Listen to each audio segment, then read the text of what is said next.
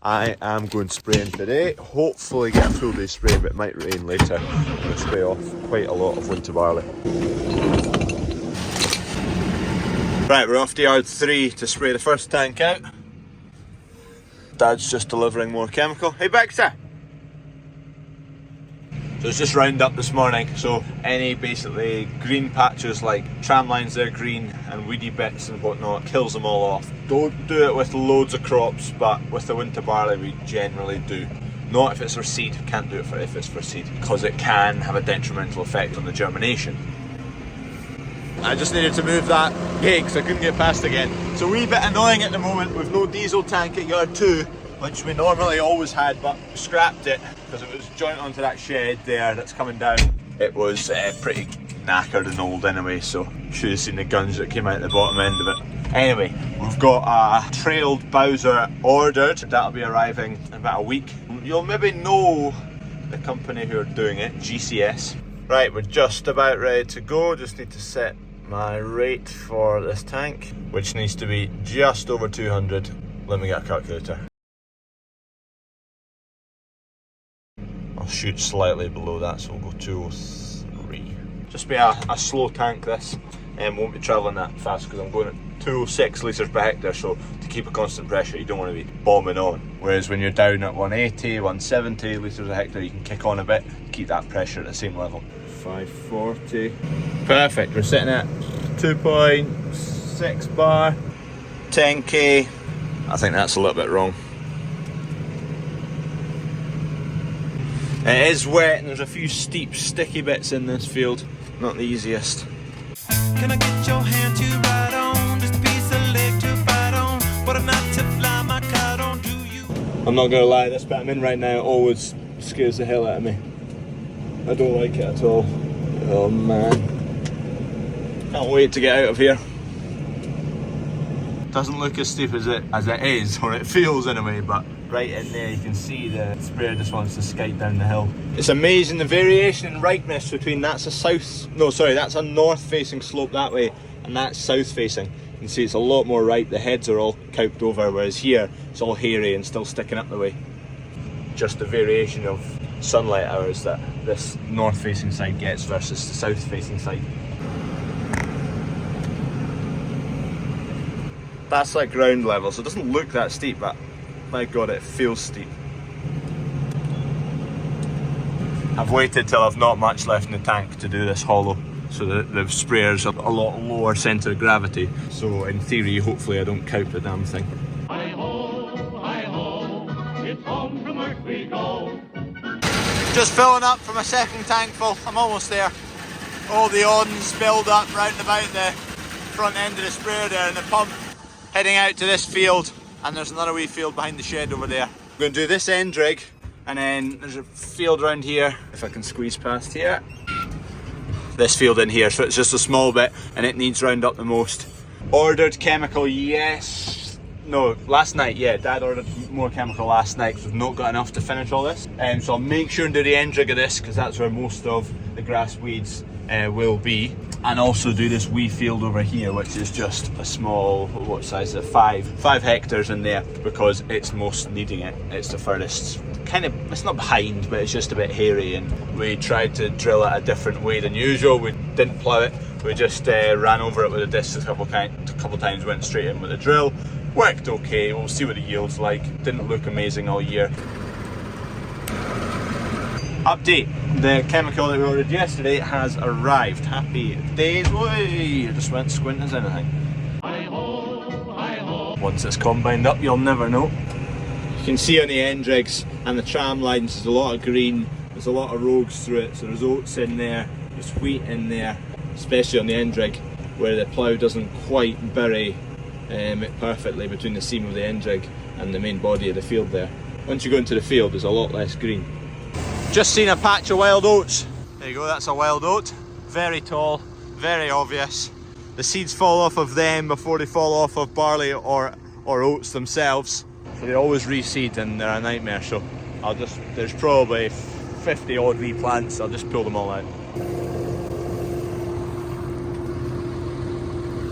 That's probably all from one head 2 years ago. a head would have come in some seed, or it would have been kicking about.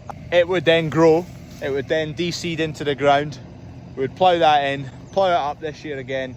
Over the course of the 2 years, where the drill's gone back and forward, it's been ploughed, moved about, it's created all this spread about this big patch from one tiny head. You can spray for them. It's quite an expensive spray. We just like to keep on top of it like this. Some people don't bother, most people do. Some people just have fields of wild oats. Let's chuck them in there, I'll get them in the bin when we get up.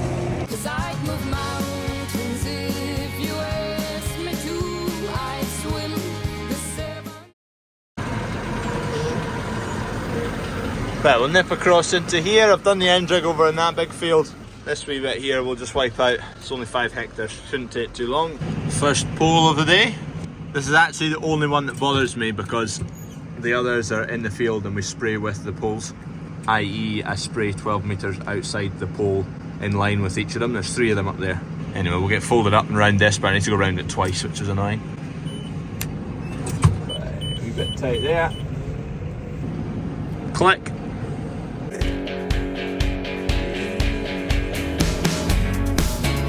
The rain's coming, so I'm keep moving till it arrives. It's to be kind of maybe 2-3 o'clock, maybe. It's 1:15 now. Here comes the rain. 2:15. Rained off, thankfully with 0 liquid in the tank. Damn it. We're well and truly stuffed now. It is sodden. We update on the rye field here, so I was talking about it the other day about us cutting it. Still not really sure when it'll be cut, 3 weeks maybe.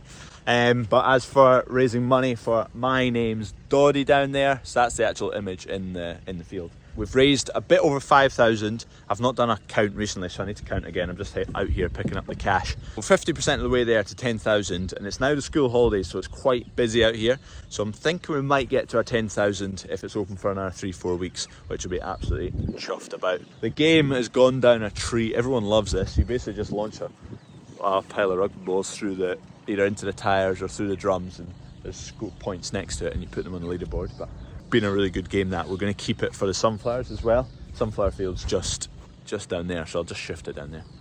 Betty's growing fast. I've not actually shown too much of Betty on here. Sit. Here, sit. She's growing fast. She's about, how old is she now? She'll be 10 weeks? No, she must be older than that. 12, 13 weeks? Hey Pooch. She is a nice dog. She's a wee bit frustrating at the moment. She's young and full of beans. We'll get there. We'll get her settled down. She likes to jump. Oi, oi, oi! She likes to jump, and I do not like dogs that jump. And people who let their dogs jump on other people, I'm not a big fan of. So I'll need to get that stopped. When the joiner put this on, it was really easy to open, but the water's got into this bit of wood and the outside bits and swelled them up, and it's now really stiff. I've already emptied it, but stiff as anything. Here comes Dad with the trailer. So these are 3 cattle that are going to go to John Scott's, which is in Paisley, Glasgow, about an hour and 30 minutes away. That's who we use, what abattoir we use when we use it for our own butchery. When we're long on cattle, we just put them to ABP, which is really local.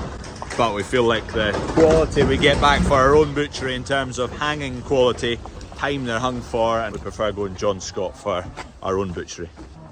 Steady.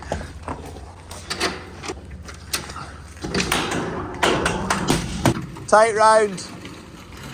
Yeah. Keep coming, keep coming, keep coming. Yep. We've got our 3 sieved off. Wee, come on.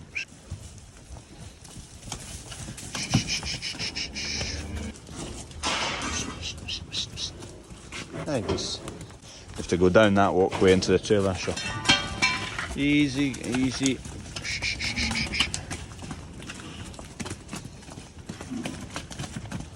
More rain, more rain. Yesterday we had, no, day before yesterday we had 25 mil in a very short period of time. Forget it now, hopefully that means the harvest period might be dry. Right, Dad's away off to Glasgow. See the LED lights? They flicker because the frame rate that I'm recording at is a multiple of the wavelength of the lights. So lights are basically, they're a wave. They peak and then they come back to 0 where there's no light, and then they oscillate down below. Basically means they flicker off, they're on and off, but you can't catch it with the naked eye. But when I'm recording here, it's recording currently at 60 frames a second, so it's taking 60 pictures every second, and that's what a video is. It's just loads of pictures chopped up together, and those pictures line up with the wavelengths. So when the light's on and the light's off, the camera can pick it up, your eye can't, but once the camera picks it up, it then shows it to you and you can actually see it. That's why light that you look at with the naked eye doesn't flicker, but if you record it, sometimes it is flickering in the recording. Sorry, I just started waffling. Cheers for watching. If you're not ready, subscribe.